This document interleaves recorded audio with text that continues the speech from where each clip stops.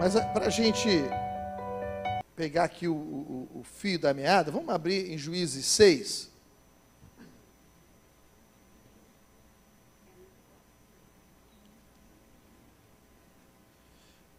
Aí vamos fazer, o Espírito de Deus aqui está em nós, né?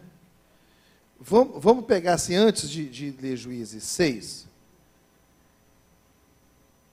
Vamos ver aqui Juízes 8.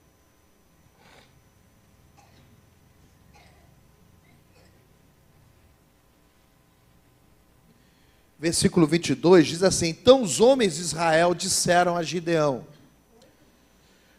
8:22, né? Então os homens de Israel disseram a Gideão: domina sobre nós, tanto tu como teu filho e o filho de teu filho, porquanto nos livrastes da mão dos midianitas. Né? A tentativa de se estabelecer o reinado, né, a monarquia. Mas aí Gideão lhes disse: sobre vós eu não dominarei, nem tampouco meu filho sobre vós dominará, o Senhor sobre vós dominará. Então Gideão não cai nessa cilada. Gideão, né, que teve grandes vitórias, mas ele entende que não pode ser picado pela mosca azul do orgulho. Quem já viu gente que já foi picado pela mosca azul do orgulho? Quem falava isso era o pastor Geraldo. O pastor Geraldo foi picado pela mosca azul, né? A mosca azul do orgulho. Gideão, aqui, ele se safa muito bem. É ou não é? Versículo 24 diz assim: disse-lhes mais Gideão: uma petição vos farei. Dai-me cada um de vós os pendentes do seu despojo. Despojo é aquilo que é o saldo da guerra. Você vai para a guerra, o inimigo é destruído, o que era pertence do inimigo é despojo. É despojo, aquilo é tomado pelo reino vencedor da batalha. O exército que vence toma posse do despojo. Porque tinham pendentes de ouro, porquanto eram ismaelitas. E disseram eles: de boa mente os daremos. Estenderam uma capa, e cada um deles deitou ali um pendente do seu despojo. Versículo 26. E foi o peso dos pendentes de ouro que pediu. Quanto foi o peso, irmãos? 1.700 ciclos de ouro. Traduzido para uma medida aqui. Eu estava até dando uma confirmada ali, quando a pastora chegou, e foi falar comigo, eu estava dando uma confirmada. Traduzido para medidas que a gente conhece bem, quem já comprou um saco de 5 quilos de arroz? Pastor, lá em casa o pessoal come pra caramba. Imagine 3 sacos daquele, e mais 2 de 1 quilo. São 17 quilos de ouro. 17 quilos de ouro. Eu não sei quanto está hoje a onça. A onça é 100 gramas de ouro, que é a cotação do ouro no mercado. Então, o grama do ouro, aí você vai comprar barras de ouro. Meu irmão, 17 quilos é muito dinheiro. É muito dinheiro. Só que aqui diz o seguinte, que não foi só isso, né? Fora as luetas e as cadeias e as vestes de púrpura. A púrpura era uma cor difícil de ser extraída, porque usava-se uma técnica muito cara para se extrair. Era, pelo que eu vi na idade, já na era da igreja, né? Não tem a Lídia, a vendedora de púrpura? Eu estava vendo, o processo de obtenção dessa cor, era um processo difícil, muito estranho até, usava urina, era um negócio complicado. Né? E tirava também de umas ostras, né? Do mar, você tira uma coisa ali, e depois você faz um processo de fixação, Era um negócio muito, muito difícil. E essa cor púrpura era a cor da nobreza. E ela custava muito caro. É igual você, não sei como é que a gente poderia traduzir hoje, é igual você pegar hoje, né, uma roupa de marca, de uma grife, né, que só, meu irmão, uma vez eu fui num lugar, eu fui num shopping desse de marca, eu falei, meu Deus do céu, uma calça, uma calça, quem já comprou uma calça? Uma calça feminina, tá? Minha esposa merece. Mas uma calça, mas eu não tinha como comprar naquele momento. Mas que ela merece, ela merece. Era uma calça, num tom marrom, R$6.000. Bacana, R$6.000. Bacana a calça, né, pastor?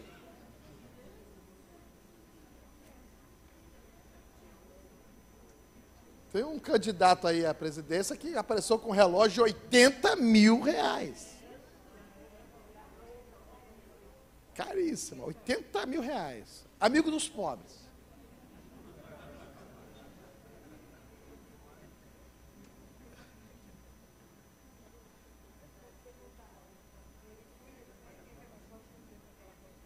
Eu estive uma vez em intercâmbio que o reverendo me enviou, aí cheguei, e não tem nada contra alguém ter alguma coisa, tá, gente? O negócio é a fonte, né? De onde vem, né? É isso que nós questionamos. Mas eu fui ver lá numa avenida de Londres, aí eu entrei, tinha uma joalheria.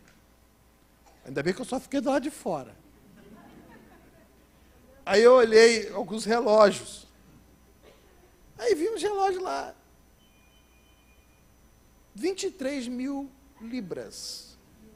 Libras. Cada libra mais ou menos R$8. R$8. 23.000 libras. R$180.000. Um reloginho.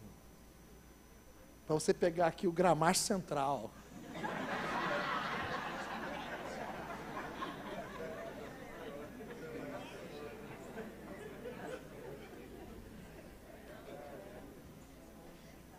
Eu estou mostrando aqui para vocês que quando o Espírito de Deus inspira o escritor sagrado a registrar o despojo que foi dado a Gideão, porque isso foi uma pequena contribuição que foi dada a Gideão, para você ver a riqueza que foi passado para ele.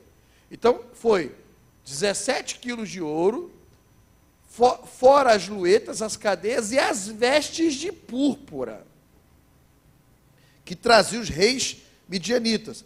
Afora as coleiras, até os camelos eram fashion, meu irmão. Sou eu que estou falando ou está dizendo aqui?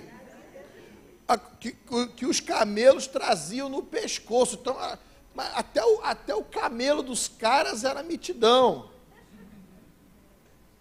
Quem já viu algumas histórias de pessoal que usa coleira de diamante para cachorro, para gato, pessoal, coleirinha de diamante. Quem já viu isso aí? Crustrada, né, de ouro, de couro, não sei o quê. Então é mais ou menos isso. E aqui está mostrando o quê? Né? Que essa riqueza toda, ela aparece aqui no capítulo 8 de Juízes. Né? Por que é importante a gente conciliar a Bíblia? Não ficar lendo a Bíblia com pressa. Você tem que parar e entender por que o Espírito de Deus coloca essas informações com esse nível de detalhe no texto sagrado. É para a gente entender o que vem antes. O que vem antes? Como é que aqui nós estamos vendo o quê? Que o povo todo enriqueceu, porque os soldados saíram da batalha, todos eles ricos. E a batalha era de Deus. A batalha era de Deus. E era uma espécie também de indenização pelo que estava acontecendo antes. Mas disso, né, eles vão trazer e colocar para Gideão um tributo que se dá a Gideão. Aí, se você ler mais adiante, diz que Gideão pegou isso tudo e fez um éfode. Não fez? E diz aqui que esse éfode foi um tropeço a Gideão e a sua casa. Então, aqui nós vamos ver 3 momentos. Vamos ver o momento anterior que eu vou ler. Nós vamos ver o momento da vitória, o momento em que Deus vai enriquecer Gideão. Deus vai trazer Gideão algo inimaginável. Meu irmão, 17 quilos de ouro.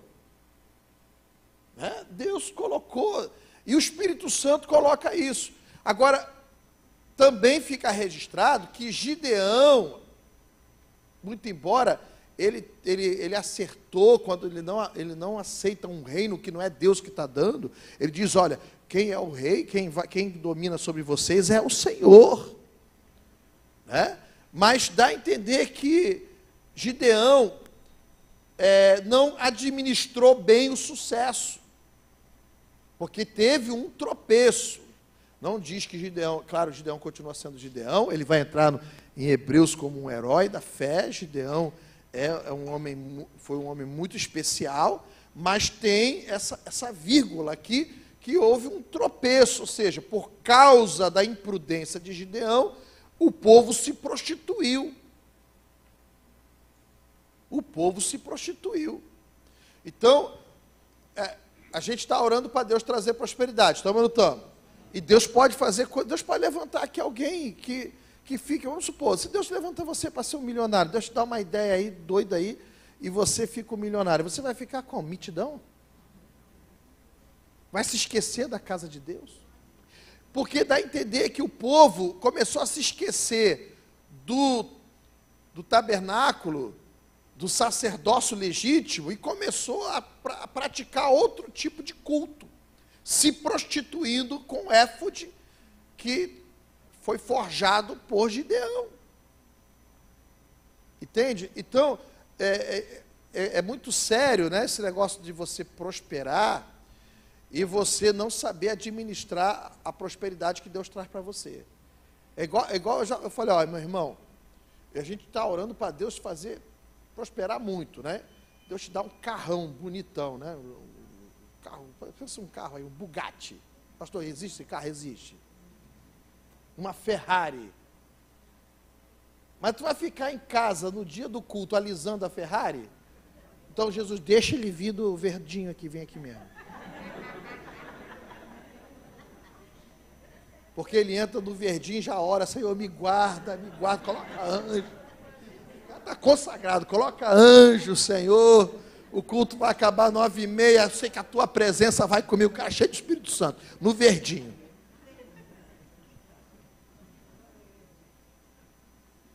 Do que Deus dá a ele, não, pastor, Deus deu para mim um cruze, né? uma Toro, não é isso? Um carro, o cara fica em casa alisando o carro, todo apaixonadinho pelo carro, já nem ora mais. Né? É igual, Senhor, eu quero uma casa meu sonho é ter uma casa de praia.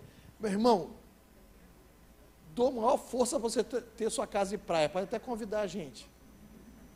Dou maior força. Aí vem, tem um feriado, tem uma convocação de oração, cadê o camarada? Estou na casa de praia. Senhor, não dá essa casa de praia para esse irmão. Eu creio que Deus garante sempre a nossa dignidade. O justo não mendiga o pão.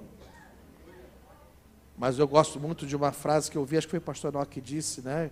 De que ele leu de algum homem de Deus que disse isso, né? Ele diz o seguinte: Deus tem mais interesse, né, na tua santificação do que no seu conforto. Deus tem mais interesse na formação de Cristo em você, do seu caráter, do que te proporcionar bens materiais. Glória a Deus. Ah, pastor, mas esse culto não é para a gente pedir para Deus prosperar a gente? Sim. Se isso traduzirá glórias para o nosso Deus. Deus quer nos abençoar. Mas nosso coração tem que estar pronto. né? Deus, se você pegar a Bíblia, isso que eu estou falando é tão bíblico, né? Que Deus fala para Israel, em Deuteronômio, Deus fala assim, olha, eu te trouxe por esse deserto. Aí Deus fala assim, para te humilhar. Não leram, não? Para te humilhar. Para você saber o que havia dentro do teu coração. Para ver se você guardaria os mandamentos do Senhor teu Deus. Eis que agora o Senhor te introduz na terra. Quando você entrar na terra, olha como é que Deus... O coração humano é igualzinho, né? Passou só os milênios, mas é igualzinho. Quando entrares na terra, não digas no teu coração que foi a minha força, foi o meu braço, foi meu mérito, a minha capacidade que me fez entrar na terra. Mas foi o Senhor, porque Ele fez a promessa aos teus pais.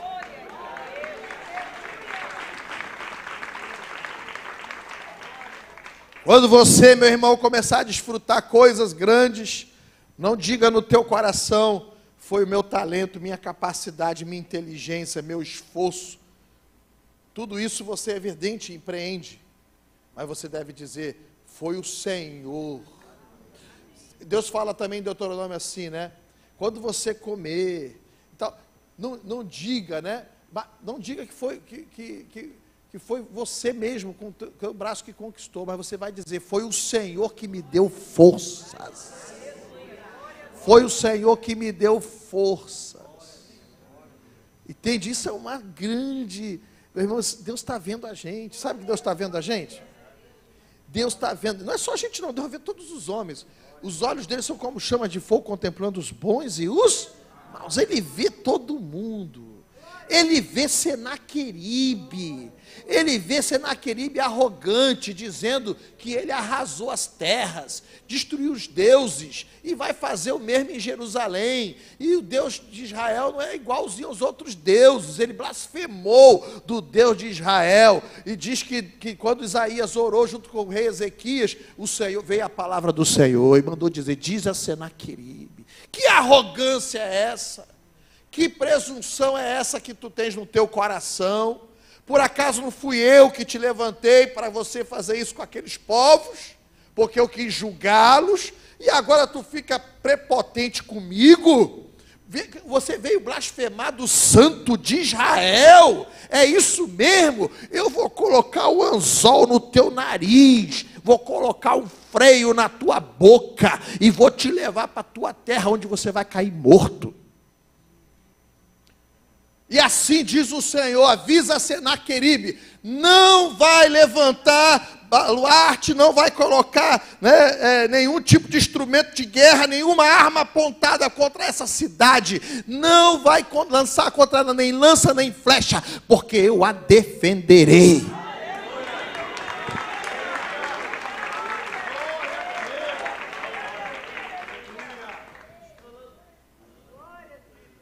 Deus vê a gente, irmãos. Deus vê a gente. Eu gosto de falar o seguinte, olha, tem gente que fala assim, eu fiz isso, eu fiz aquilo. Eu falo, é o Senhor que me ajudou. O Senhor me ajudou. O Senhor me levou.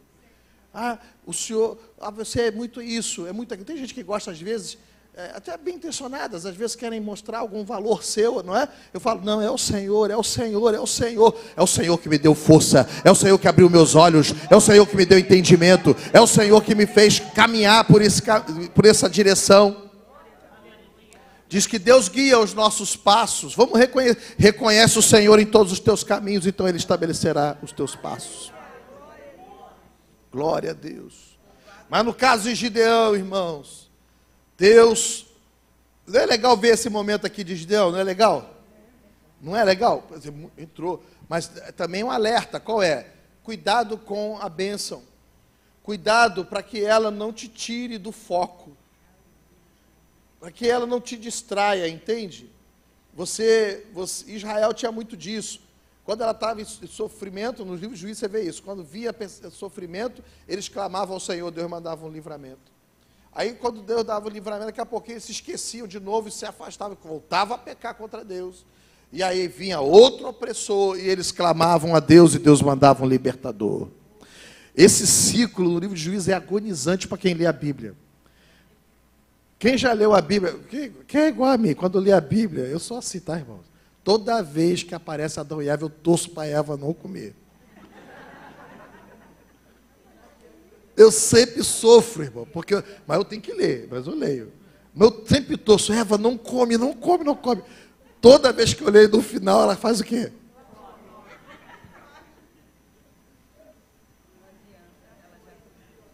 O livro de Juízes é a mesma coisa, eu sempre sofro. Israel não peca, não peca, não peca. Mas eu estou lendo o livro de Juízes. Israel vai lá e faz o quê? A Bíblia é um livro vivo. É que quando você lê, você entra nele, Deus, o Espírito Santo te faz ver. E aí é evidente que você já conhece, você sabe o que vai acontecer. Mas o sofrimento é o mesmo, irmão. O sofrimento é o mesmo. Fala, Eva, não come, Eva. Adão, não, Adão, não. Adão vai lá, come também. Mas graças a Deus que aí quando você vai lendo, aí você chega em Jesus. Você fala, chegou.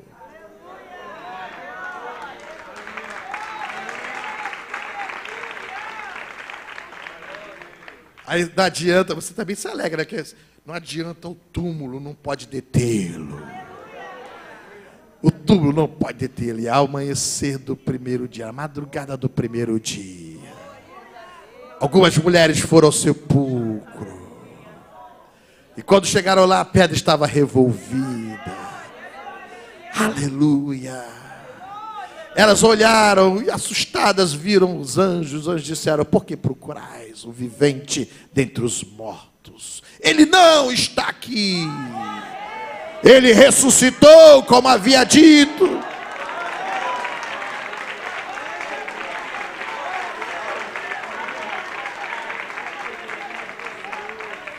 Aí você continua lendo e vai chegando Apocalipse, né? Senhor, tem misericórdia de mim. Aí chega Apocalipse. Quando chega Apocalipse, irmão, é mó barato. Chega Apocalipse, você vai, agora, é agora. Aí de João olhou e viu a nova cidade, a nova Jerusalém, descendo como uma noiva, ataviada, toda enfeitada para o noivo. E a cidade, ele começa a descrever a cidade. Diz que lá não entrarão os impuros, os adúlteros, os abomináveis, os efeminados. Não vão entrar os que praticam a mentira, os covardes. Lá tem uma seleção de homens e mulheres transformados. E aí João, eu gosto quando ele fala que ele viu a multidão. Como ele está vendo o futuro, eu garanto que eu estava lá e fiz assim ainda para ele. Pastor, ele olhou e viu pessoas de todas as raças, tribos, povos, línguas e nações. Ele viu a pastora Miriam, viu eu, a pastora Ana, viu o pastor Alfredo, missionária séria. Ele nos viu lá, a gente estava lá no meio, no grupo do Gramacho, não é? Nosso reverendo. E eu olhei para João assim de longe, fiz assim, ó. Aleluia!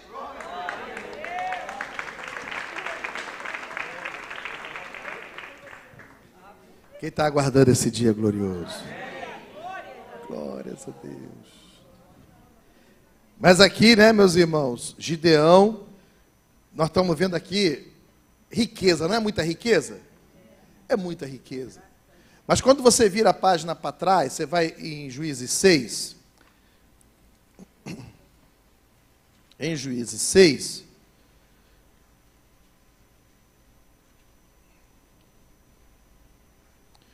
diz assim, porém os filhos de Israel fizeram o que parecia mal aos olhos do Senhor, e o Senhor os deu na mão dos midianitas por 7 anos.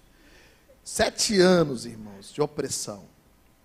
E a causa da desgraça era transgressão contra Deus. Eu quero dizer para você que nem toda situação difícil é resultante de transgressão contra Deus. Porque aqui não diz que Gideão transgrediu, mas diz que há o povo.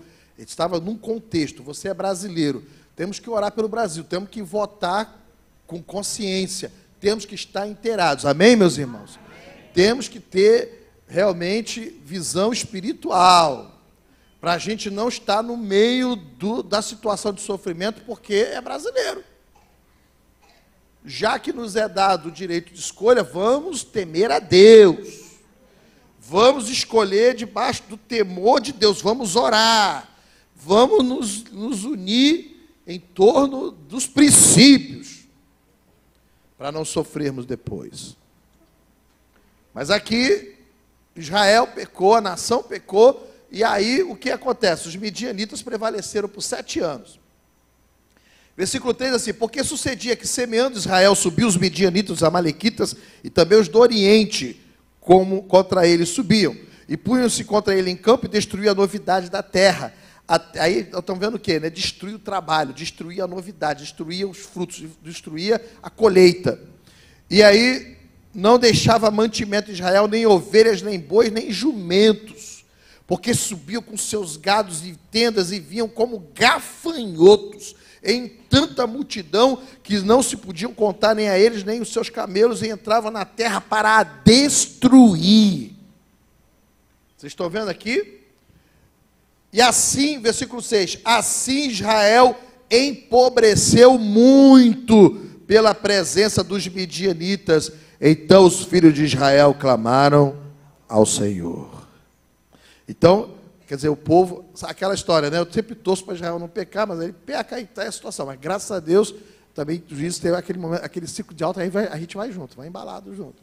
E no momento de arrependimento, de confissão e de clamor, Deus então ouvia o clamor.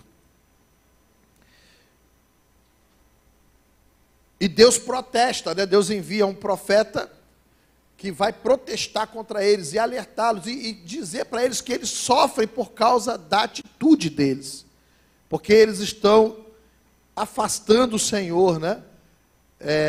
Da vida deles, e isso só traz consequências ruins. É isso que Deus fala através do profeta. Agora no versículo 11, aí que começa a história de Gideão no momento de pobreza. Vocês vejam que versículo 6, assim Israel empobreceu muito. Empobreceu muito. Então o anjo do Senhor veio e assentou-se debaixo do carvalho que está em Ofra, que pertence a Joás, a Biesrita. E Gideão, seu filho, estava malhando trigo no lagar. Meu irmão, quando você lê isso na Bíblia, pastor, está malhando trigo no lagar. Aí você tem que prestar atenção, para. Lagar não é lugar de malhar trigo, irmão. O que é lagar? Lagar é o lugar onde você amassa a uva.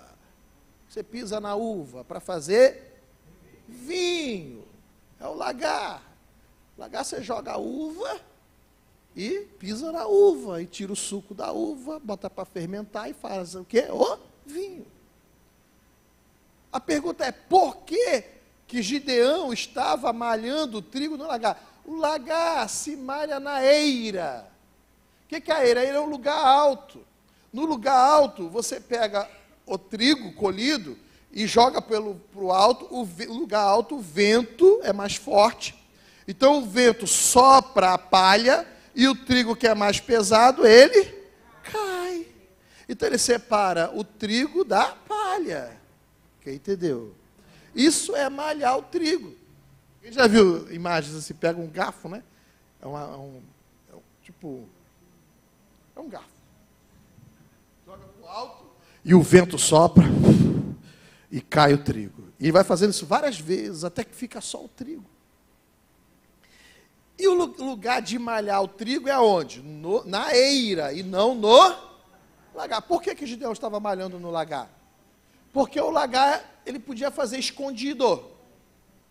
Ele podia fazer escondido, porque a terra estava infestada de midianitas. Então ele tinha que tentar fazer. Mas não tinha vento. Será que tinha vento? Eu não sei se ele soprava, irmão. Eu só sei que o lagar não é lugar de malhar trigo. Mas ele era um homem o quê? Trabalhador. Ele era um homem de valor. E Deus viu isso. E provavelmente o coração de Gideão estava aflito, estava muito preocupado com o seu povo, Israel. E ele estava lá malhando trigo. E aí, então aparece o anjo do Senhor. Versículo 12. Então o anjo do Senhor lhe apareceu e lhe disse: o Senhor é contigo, varão valoroso. Mas Gideão lhe respondeu: ai, Senhor meu. Versículo 13. Leia aí junto comigo, tá? Vai acompanhando aí. Ai, Senhor meu, se o Senhor é conosco, por que tudo isto nos sobreveio? Não é uma pergunta arrogante, é uma pergunta humilde, mas de dor. Se o Senhor está conosco, por que tá essas coisas acontecendo com a gente? E percebeu que o Senhor não falou para ele, versículo, olha, lê o detalhe, o Senhor não falou para ele assim, o Senhor é com vocês, mas o Senhor falou, é contigo. Preste atenção no detalhe. Vocês prestaram atenção? Quando o anjo fala com ele, fala o quê? O Senhor é com... O Senhor não falou, o Senhor é convosco. Ele disse, o Senhor é contigo. Mas como é que Gideão responde? Se o Senhor é conosco. Pastor, qual é a sutileza daí? Qual é a sutileza disso? Meu irmão, um coração como o de Deus, você não quer a bênção só para você. Você não quer o favor de Deus só para você. Você quer que a bênção que Deus te dirige é para todos. É para todos que te cercam. É para todos que estão à sua volta. É para o reino de Deus. É para contribuir na obra de Deus. É para financiar a obra missionária. Então você vê que Gideão ele não fala assim, se o Senhor é comigo. Ele não fala isso. Ele fala, se o Senhor é conosco. Ele já embolou Israel no meio. Ele já embolou a sua família. Botou todo mundo no meio. Quem entendeu? Se você quer a bênção de Deus só para você viver de maneira egoísta, eu garanto para você que seu coração não está pronto para grandes bênçãos. A bênção não pode ser uma coisa que você quer só para você. Nem a salvação é só para nós. Você é salvo, Jesus escreveu o seu nome no livro da vida. Quem está com o nome escrito no livro da vida? Tem certeza? Levanta a mão quem tem certeza. Quem não tem, fica com a mão abaixada. Jesus escreveu o seu nome. Quem está aguardando o dia que ele virá e você vai ouvir ele chamar você pelo nome? Aleluia! Glória a Deus! Mas aí você tem que falar de Jesus para os outros. E a salvação não é só para você. Envolve mais gente nesse negócio aí. Então Gideão ele fala, se o Senhor é conosco, percebe os detalhes? Por isso você não pode ler a Bíblia atropelado, irmão. Quando você for ler a Bíblia, você fala, Espírito de Deus, tu estás aqui. Senta comigo, me ajude a ler. Desvenda os meus olhos, para que eu veja as maravilhas da tua lei. Se o Senhor é conosco, por que tudo isso nos sobreveio?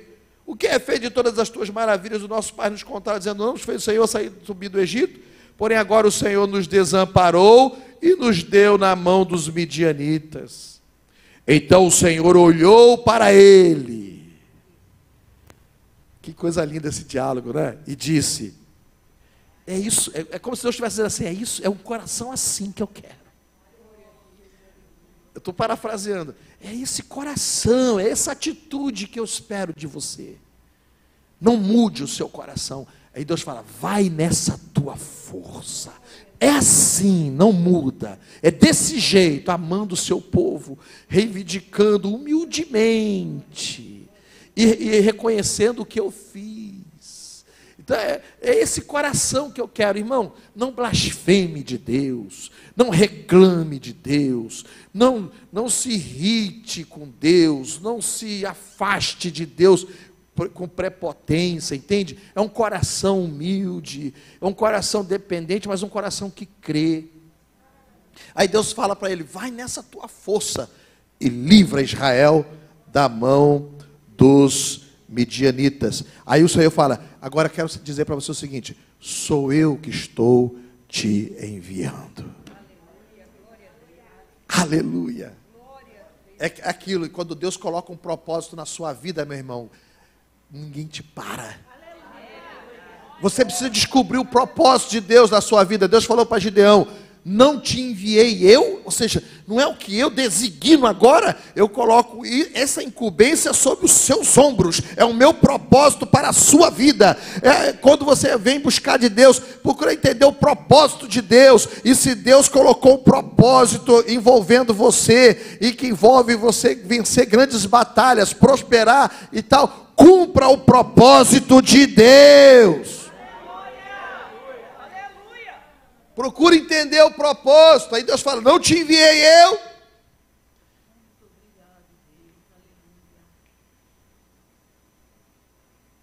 Aí no versículo 15 ele diz, ai Senhor meu, como que livrarei Israel? Eis que a minha família é a mais pobre em Manassés, e eu o menor na casa de meu pai. Ele começa a ver sua limitação. E o Senhor lhe disse, porquanto eu hei de ser contigo, ó, eu hei de ser contigo. Deus, quando te dá um propósito, Deus te dá uma tarefa, Deus te dá uma missão, meu irmão, pode ir, Ele vai com você. Ele vai com você, vai cumprir o propósito. Aleluia! Pastor, é culto da prosperidade. Alguém, pastor, isso aqui é culto para a gente prosperar para o propósito de Deus. Não temas, meu irmão. Tu ferirás os midianitas como se fosse um só homem. Caramba! Que coisa forte, né? Eu não vou entrar nas estatísticas agora, mas, por exemplo, eram mais ou menos 150 mil homens do lado dos... Não, 135 mil homens do lado dos midianitas e dos exércitos inimigos. Gideão tinha, se não me engano, 35 mil homens. Aí ele falou, quem é tímido, tiver com medo, vai embora. 25 mil foi embora. Ficou só 10 mil. Não, 35 mil contra 135 mil já está brabo. Só que agora ficou 10 mil contra 135 mil. E Deus já falou para ele, ainda tem muita gente com você.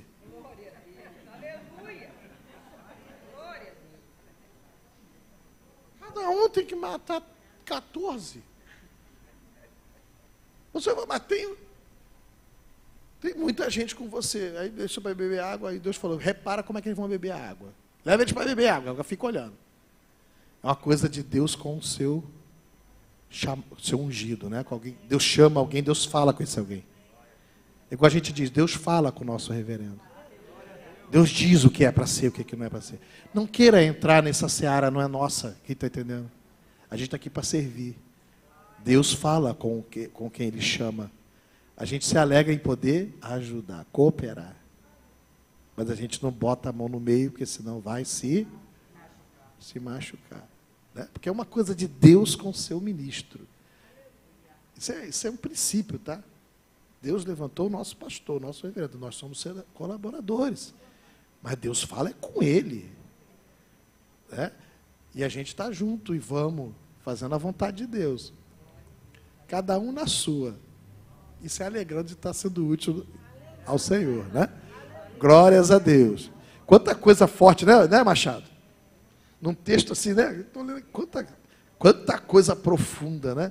Aí vai beber água, aí quando é que vai beber água? 300 só lambe a mão. Lambe a água, né? Pega algo assim. E lambe os outros. Um dentro da água.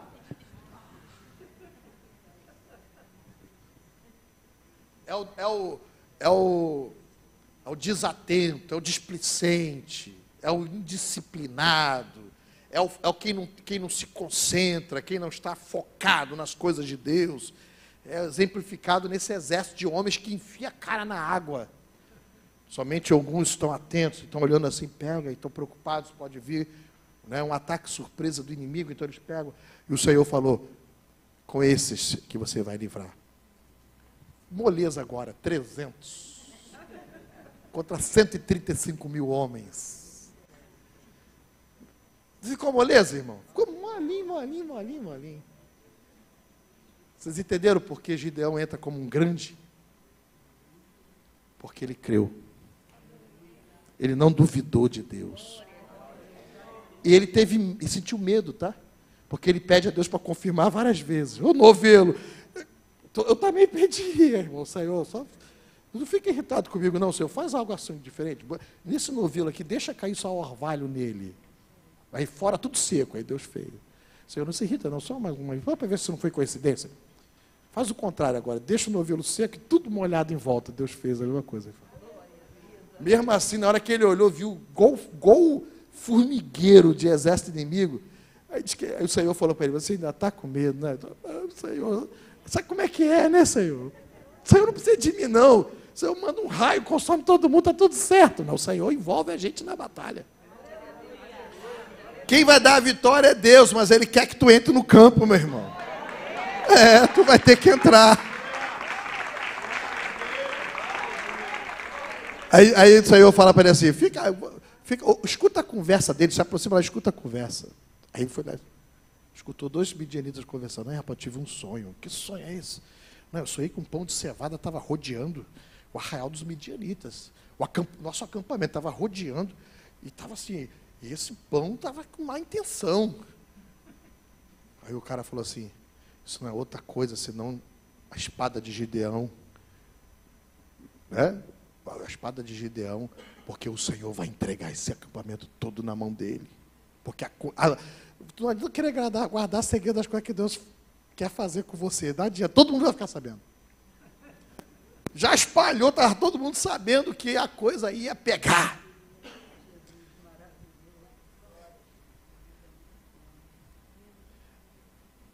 Mas aí, meus irmãos, para a gente fechar, meu Deus. Aí Gideão vai falar assim, ó, porque o Senhor fala, versículo 16, o Senhor lhe disse, porquanto eu hei de ser contigo, tu ferirás os midianitas como se fossem um só homem. E ele lhe disse, se agora, quem achou aí o versículo 17? Para a gente fechar aqui, para já orar já, tá? Vou fazer uma oração geral, tá, irmão? Se agora, versículo 17, ele lhe disse, veja se isso está escrito aí, olha lá, olha só. Se agora tem achado graça aos teus olhos, dá-me um sinal de que és tu que falas comigo. Rogo-te que desça um raio do céu e consuma metade do arraial e depois um trovão a outra metade de um infarto do miocárdio. É esse o sinal que ele pediu? Não foi esse, não? Qual foi o sinal que ele pediu? Rogo-te que daqui te não apartes, até que eu venha a ti e traga o meu presente, e ponha perante ti. E disse, eu esperarei até que volte. Entrou Gideão, preparou um cabrito, bolos, asmos de um efa de farinha, carne, pôs um açafate, e o caldo pôs numa panela, e trouxe debaixo do carvalho, e lhe apresentou. Porém o anjo de Deus lhe disse, toma a carne e o bolo, põe sobre essa pedra, essa rocha, verte o caldo, a rocha é Cristo, né? Vamos depositar tudo em Jesus, vamos colocar nossa prosperidade tudo em Jesus, nossa oferta tudo em Jesus, derrama o caldo, derrama o que há de melhor de você para Jesus. E o anjo do Senhor estendeu a ponta do cajado sobre a sua mão e tocou a carne e o bolo asmos. Então subiu fogo da penha e consumiu a carne, os bolos asmos, e o anjo do Senhor desapareceu dos seus olhos. Você veja, se o Senhor é conosco, fica aqui, Senhor, e traz aqui um pote de ouro para mim. É o sinal que eu quero. Foi isso que ele pediu? Não, fica aqui, eu quero preparar um presente para o Senhor. Entendeu, pastor Alfredo, que porque Gideão é grande? E nós vamos sempre falar dele? E vamos ouvir falar desse cara? Por causa do seu coração. Por isso que o Senhor falou para ele, vai nessa tua força. Não muda, vai desse jeito. É assim que tem que ser. Amar o teu Deus. Ter um coração generoso para com Deus. Versículo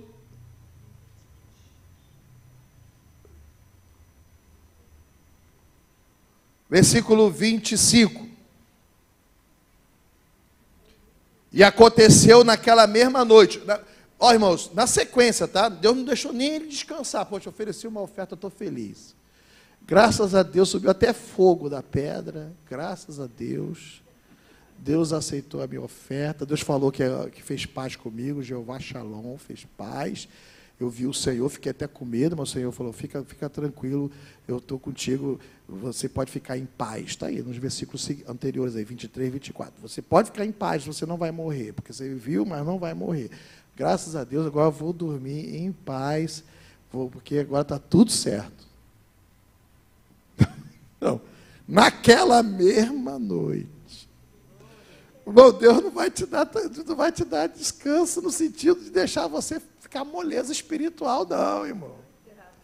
Não vai ter moleza espiritual, não. Naquela mesma noite que o Senhor lhe disse, foi na mesma noite. Aí onde entra o bonitão que vocês gostam de ouvir eu falar, né? Todo mundo gosta quando eu falo assim, né? Mas lá, toma o boi de teu pai, a saber, o segundo boi de 7 anos, parafraseando, o bonitão.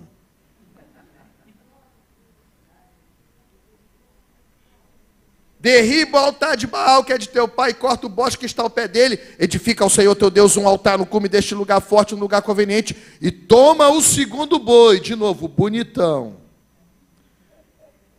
Por que não foi o primeiro, foi o segundo? Claro, irmão, o primeiro devia estar doentinho. Ou devia estar velhinho, eu não sei. Eu só sei que... Você acha que Deus pediu a ele o piorzinho ou o melhor, o bam? O que vocês acham que Deus pediu? Deus pediu o top, meu irmão. E o top, por coincidência, era o segundo. O pai estava guardando lá escondidinho, ninguém sabia, mas Deus viu aquele bonitão lá, eu quero ele. Eu quero ele. Aí o Senhor falou, olha, oferece o segundo boi em holocausto com a lenha que cortares do bosque. Mas o cara tinha dado cabrito, Machado. Ele tinha até um caldo, botou o caldo na rocha, depositou tudo em Jesus. Mas lembra dos 17 quilos de ouro? Lembra das vestes de púrpura? Lembra das luetas, das coleiras dos camelos? Você lembra? Deus ia entregar tudo isso só para ele, Gideão. O cara ia sair. Imagina você saindo com 17 quilos de arroz, você fica feliz.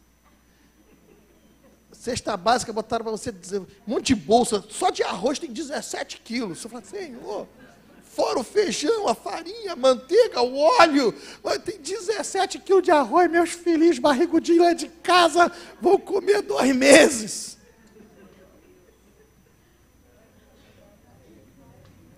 E Deus falou, olha,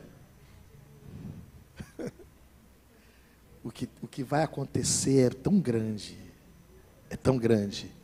que eu aceitei o cabrito, mas agora eu quero o boi. Amém? É assim, meus irmãos. Por isso que nós que somos crentes, nós temos que estar muito afinados com a Bíblia, porque isso aqui é um princípio espiritual que está na Bíblia toda. Bíblia toda. Deus já nos dá tudo. Deus nos dá a vida, Deus nos dá o sol, Deus nos dá o amanhecer, o anoitecer, o luar, as estrelas, Deus nos dá o oxigênio. Deus tem nos dado, né, os nossos pais, Deus tem nos dado o abraço, né, de uma mãe. Deus tem nos dado tudo. Agora eu quero algo mais de Deus. Meu irmão, primeiro, ao se aproximar de Deus, traga algo para Deus. Traga algo para Deus. E se Deus quer realizar coisas grandes na sua vida, já começa aprendendo a ser generoso para com Deus. Generoso para com Deus, porque virão coisas grandes. Isso está na Bíblia toda como um princípio. É a mulher sunamita, é a viúva de Sarepta, é Gideão, é os 5 pães e 2 peixinhos nas mãos de Jesus, é o barco de Pedro. É assim, meu irmão, quem se aproxima do Senhor e está na expectativa de coisas grandes, tem que aprender esse princípio espiritual. Qualquer outra coisa que qualquer pregador estiver falando aí fora é heresia, é desvio. Não vá na conversa dele. Se você quer a Bíblia, é isso aqui, meu irmão. É isso aqui. Deus não é nosso empregadinho, Deus é Deus. Você pensa, Deus recebe o cabrito e fala assim, agora pega o caldo. Deus, o Senhor que mandou. Pega o caldo e derrama em cima. Deus quis o caldo, não jogou fora o caldo, não. Aquele caldo saboroso. De repente, bota o cabrito aqui, já subiu o fogo. Não, Deus, não esquece o caldo, bota o caldo.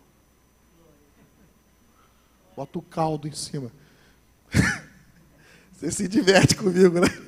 Bota o caldo. Está aí no texto. É que você não lê com atenção. Quem manda botar o caldo é quem? É Deus, não mandou não? Vem aí. E aí, pastor Alfredo? Ou o Senhor falou assim, deixa para lá, o caldo deixa para lá, não precisa não, foi isso? O anjo do Senhor, porém o anjo do Senhor disse, toma a carne e o bolo os asmos e põe sobre esta penha. O caldo pode deixar para lá, foi isso? Não, derrama o caldo. Derrama o caldinho aí, ó, o caldinho saboroso. Bota em cima. Aquilo que você traz para Deus, meu irmão, Deus não abre mão de nada. É dele. Se você disse que vai trazer algo, ou você trouxe, eu falo sempre isso aqui para os irmãos. Irmão, você apresentou algo para Deus, é de Deus. Aí está fazendo a oferta aqui, não está? Aí, de repente, está os irmãos online, aí o irmão separa lá, uma nota lá, e diz aqui, isso aqui é a minha oferta. Meu irmão, não bota mais a mão nela. Não bota mais a mão nela. Porque você apresentou ao Senhor. Apresentou ao Senhor é de quem? É do Senhor. É assim que nós precisamos nos relacionar com esse Deus. Tem gente que não conhece o Deus da Bíblia. E fica dando uma de fanfarrão com o Deus da Bíblia. A Bíblia fala que o temor do Senhor é o princípio da sabedoria. Você lida com Deus, lida com Deus. Você teme a Deus. Você não brinca com esse Deus. A hora da oferta, você está lá online, você fala, não, isso aqui é minha oferta. O pastor, o senhor está lá chamando a pastora Ana, é hora da oferta, vai fazer oração. Senhor, abençoa, e você colocou isso diante de Deus. Não mexe mais. Botou no envelope. Meu irmão, corre para o templo. Entrega a Deus. Pastor, até o caldo. O caldo. Derrama o caldo na rocha que é Cristo. Derrama o caldo. Tudo. Seu amor, sua oração, seu louvor, seus cânticos, sua vida. Até o caldo, meu irmão. Derrama tudo em Cristo. Glória a Deus. Aleluia. E fica atento que ele pode ainda te pedir o boi. Vamos ficar de pé no nome de Jesus. Glória a Deus. Aleluia. Quem está cheio de fé nessa campanha? Ou você perdeu a fé? Quem está assim, pastor, essa campanha está muito forte. Quem está sentindo? Porque eu sinto a presença de Deus, eu sinto a graça de Deus, eu sinto que o Senhor está conosco. É assim, irmãos, a gente tem que dizer isso, né? Quando Deus coloca algo no coração do nosso reverendo, é um negócio muito forte, né, pastor? É Deus mesmo, né? É Deus mesmo. Porque eu sinto que a graça de Deus está aqui, né? A glória de Deus está aqui, porque o Senhor carimbou essa campanha. Bem-aventurados, felizes aqueles que estão crendo, estão vindo. Porque Deus fará coisas grandes na sua vida. Guarda isso. E outra coisa, aplica esse aprendizado do Espírito Santo. Na semana passada nós pregamos sobre a viúva e o azeite. Quem estava aqui ouviu? Meu Deus! Hoje nós estamos pregando sobre Gideão. E tudo princípios fortes. Essa do caldo aqui, o Espírito Santo fez abrir meus olhos aqui agora, no púlpito. O senhor tinha pensado isso antes? Não tinha, não. O Senhor chamou a minha atenção. Eu estou aqui pregando e o Senhor fala do caldo. Fala do caldo. Eu não abro mão do caldo. Eu não abro mão do caldo. Falou que é de Deus, irmão. Até o caldo. Derrama aí. Amém? Meu Deus, eu quero orar. Sabe, meus irmãos, eu vou orar. Quem é empresário? Levanta a mão. Profissional liberal. Pessoas que estão buscando porta de emprego. Pessoas que estão com causa na justiça. Pessoas que estão pedindo a Deus para resolver, como a nossa irmã deu um testemunho bonito dela, ajudar a resolver a situação de dívida. Quem está precisando que o Senhor, que mais? Aumento de salário, promoção na empresa. Ou uma nova direção, você quer fazer outra coisa na vida. Fala, pastor, eu quero fazer outra coisa, eu queria que Deus abrisse os caminhos, abrisse os meus olhos, eu me sentisse bem em algo novo que eu vou fazer. Quem está assim? Então, vamos incluir tudo isso nessa oração, até por causa da hora, mas eu quero incluir todas essas coisas nessa oração. Eu queria chamar as pastoras, o pastor, para subir aqui.